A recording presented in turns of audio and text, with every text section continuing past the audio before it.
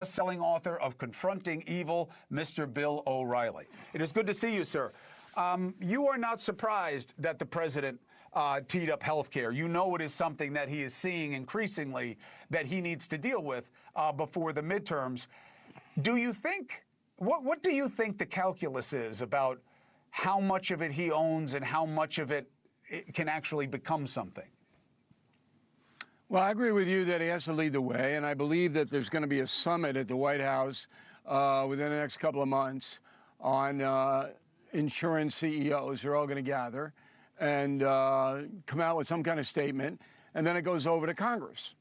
Schumer and the others are going to have to fashion a bill. Remember, the legislative branch makes the laws. So if you believe that the healthcare industry, as I do, is punishing the American citizen, then make a law to prevent that. That's the way it works. Amen. Do you think they'll do it, or do you think there's just too much money, too much leverage, and it's too easy to distract us with something else? I think the Republicans realize they're in danger in the midterms and that this might be able to turn it around. So I would say the odds are that there will be that summit, and the House will probably write up a bill under Speaker Johnson. But that's just a guess. It would be a good strategy for the grand old party.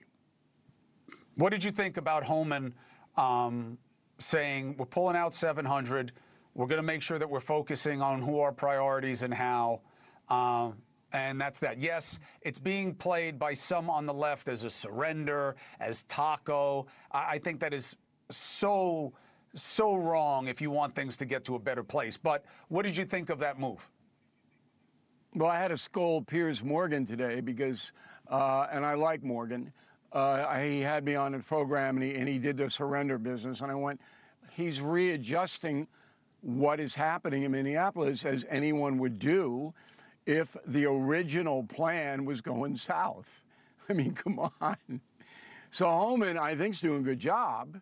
So he goes in there, and the first thing he did was kick some serious butt. I don't know whether you know that. But he took his commanders and said, no more. You're not to confront protesters at all. You're to walk away. And then he reorganized how the ICE raids are going to go. Now, he says, and this is a mystery story, I'm trying to get it, I don't have it yet, that the local Minneapolis government is now cooperating with ICE to some extent. But I don't know how, and he hasn't defined that. So what I'm told is, and then you can advance it any way you want.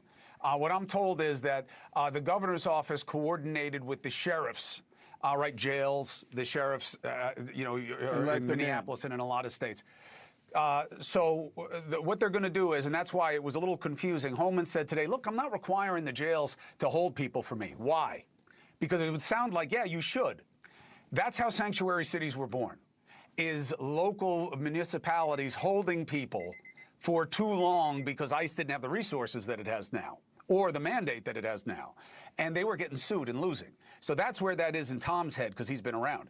But the governor's office is supposedly getting the mayors and sheriffs to say, coordinate, find out if these detainers are there, hold them, and let them get them, which is really the way it should work. Nobody's against having people who are sitting in a jail or a prison picked up. And that's a good step. I hope it's happening. But the other step that needs to be taken is that the Minneapolis police force need to go out and enforce public safety.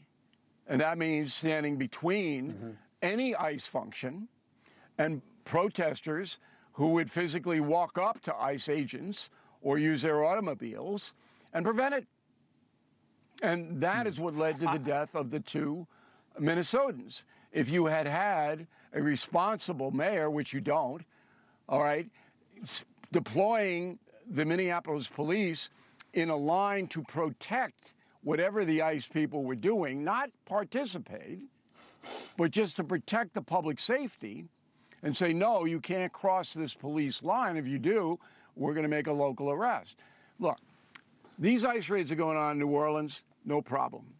Memphis, no problem.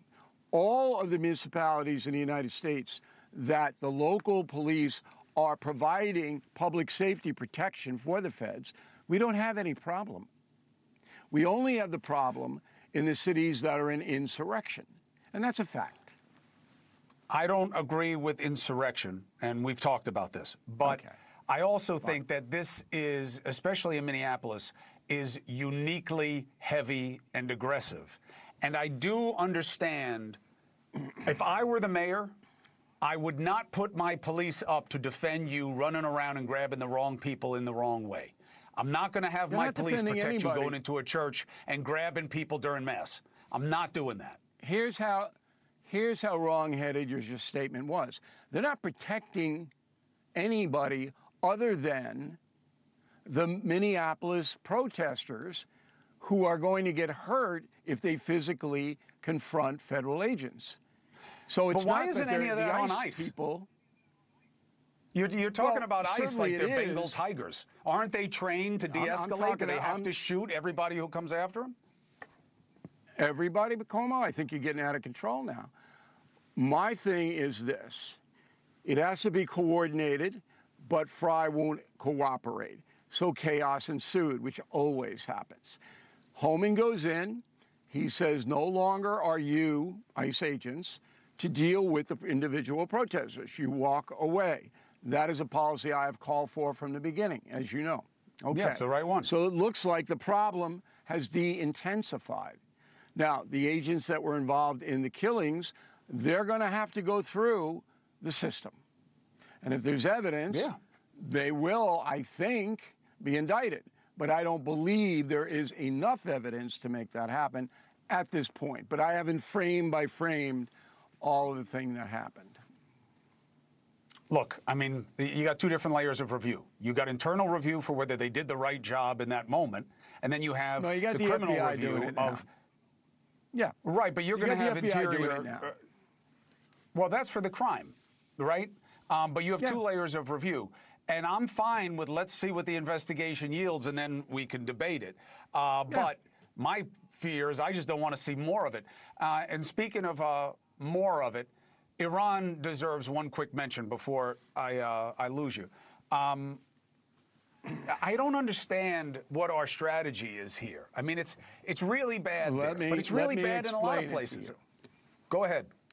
So on Tuesday morning, I had an extensive conversation with President Trump about Iran. What the problem is there is that the Iranian Revolutionary Guard will fight. Unlike Venezuela, where the army wasn't going to fight, CIA knew that. You could send American troops in, grab Maduro. The Revolutionary Guard will fight, all right? So now the president has to make a decision. He has offered a deal to the mullahs. The deal is that you abandon your new program forever and you let out all the political prisoners, okay? If the mullahs do not take that deal, there's going to be a military strike. I don't know what it is. He's not going to tell me. Right. But here's something that no one has mentioned, Cuomo, but I know it. The Olympics start on Friday.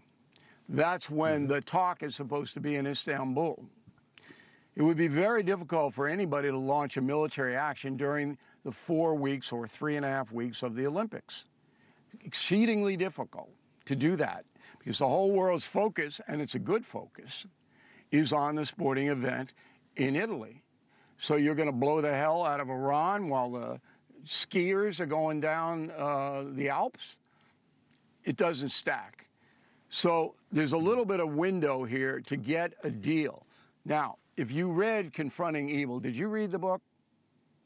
I read about 85 pages. Cuomo? I know, it's hard for you, but I'm going to send someone over to read it to you.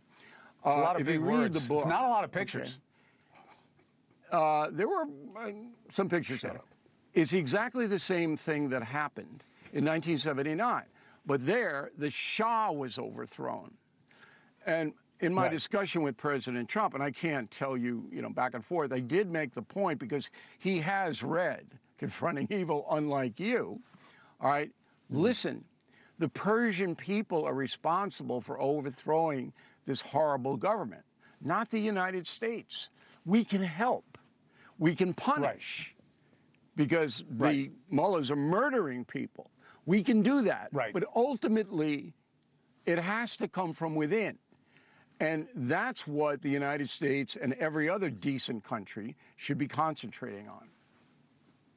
Understood and appreciated. Bill O'Reilly, thank you very much. If you can get me proof that the president read that whole book, I will take you to dinner anywhere you want, anytime. Oh, what do you want to give him a quiz? You want to give him a quiz? Yes, what do you want to do? Yes, you want proof? yes, I do. Here, I have a. Here's how we'll do it.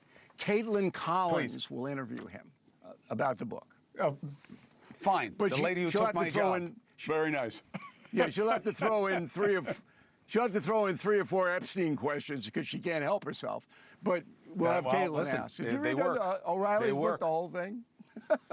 Just one question, that's all I need. Bill, take care. Thank you for watching. Subscribe below and download our NewsNation app right now on your phone, and you will get fact-based, unbiased news for all Americans.